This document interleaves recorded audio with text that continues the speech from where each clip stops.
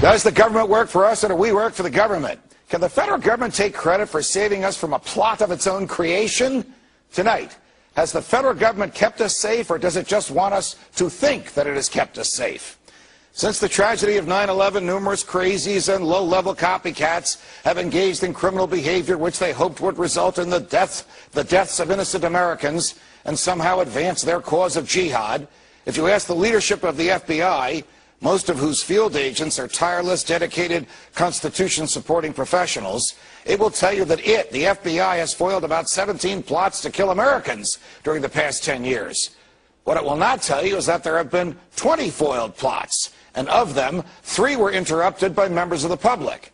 The 17 that were interrupted by the feds were created by the feds.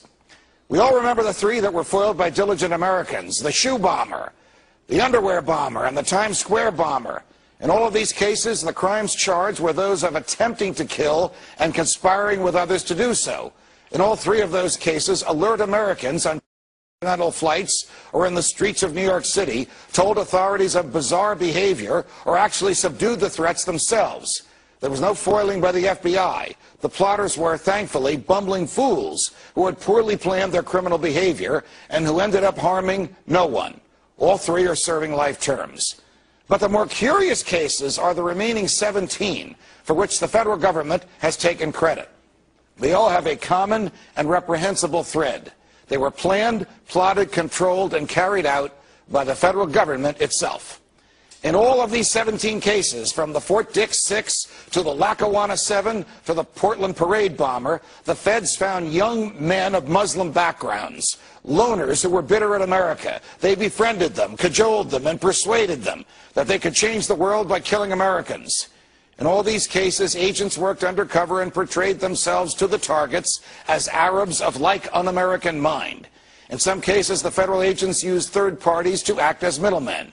The third parties were typically persons who had been convicted of crimes and who, in return for leniency at their own sentencings, were willing to work with the same feds who prosecuted them in order to help the feds entrap whomever else those feds were pursuing. Thus, in all 17 of these cases, because of the command and control of federal agents, no one was ever in danger, no one was harmed, no bomb went off, and no property was damaged. But in all those cases, the losers whom the feds targeted each believed that they were interacting with real plotters who would bring them cash and bombs. As we know, sometimes the cash arrived, but the bombs never did. The defendants were essentially charged and convicted for playing a game with federal agents. The most recent of those government-generated plots was revealed yesterday. It has a new twist because it allegedly involves agents of the intelligence apparatus of the government of Iran. It, too, was destined to go nowhere, as the feds monitored and taped every move made by their target as he interacted with federal agents whom he stupidly believed to be drug dealers and co-conspirators. Today, the feds themselves revealed that high officials of Iran's government knew nothing of this. Of course, the neocons have demanded bombs on Tehran, no matter what the government there knew. And this plot came to light the day before Attorney General Holder himself was subpoenaed by Congress in the Fast and Furious case. You get the picture. Are any of these plots criminal? Can the government just pick and choose whom to seduce and then lower the boom at the right time and arrest its would-be Confederates? Is this a proper and efficient use of law enforcement resources? The answers to these questions are obvious, and they are not good. The courts have made this legal, so long as the target of these plots had a mental predisposition to cause harm. But none of this keeps us safe. All of this makes us less free, as any one of us can be entrapped. And we are fools if we praise the government for exposing a plot of its own creation and saving us from a danger that never existed. Can the government break the law in order to enforce it? Well, when it does, it becomes a law unto itself, and the rule of law dies as the feds decide whom to target and whom to trap. Think about it.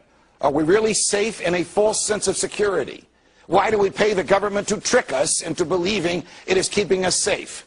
When no one is harmed and the government controls the plot, aren't we just punishing someone for his thoughts? And in a free society, aren't free people free to think as they wish? This must be so, because if the government can punish our thoughts, there are no limits to its power. From New York, defending freedom every night of the week. So long, America.